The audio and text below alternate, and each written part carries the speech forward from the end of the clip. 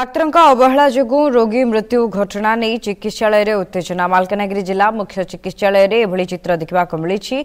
पोदिया काबासी नामक जड़े 24 वर्षीय युवक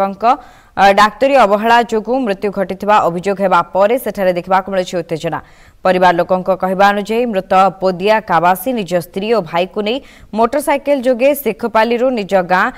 कांकुरुकोंडा फेरुवा समय MV40 गाँ निकटस्थ पोल पाखरे भारसाम्य हराई दुर्घटनार शिकार होते तुरंत गुरुतर अवस्था जिला मुख्य चिकित्सालय को निया तेज दीर्घ 6 घंटा धरी युवक जनक छटपट होते कौन डाक्तर तांकु चिकित्सा नकरी ओलटा मद पी दुर्घटना होइथिबा लोकंकु आमे चिकित्सा करिबो नाही बोली डाक्तर कहिथिबा बेले रोगी संपर्कियों सह दुर्व्यवहार करिथिबा अभियोग हेउछि। एही डाक्तर को तुरंत आईन अनुଯାयी दंडित करने सह जिला मुख्य चिकित्सालय विदा करने लोक माने दाबी करछन्ति। वर्तमान मोर पेसेंट नहीं कि आसी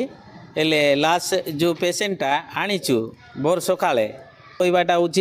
जेकोसी लोक मैंने असुविधा सुविधा तो डॉक्टर मेडिकल रे आसबे सर आम कौन सी राजनीतिक कथा तो ये कहबू ना आमर असुविधा मेडिकल रे आसबू मेडिकल रे आइला पर डॉक्टर माने जदि यही भाया व्यवहार कर सकाल टू एबे जाए आमर पेसेंट को हाथ देले ना लास्ट रे आमर पेसेंट मरीगला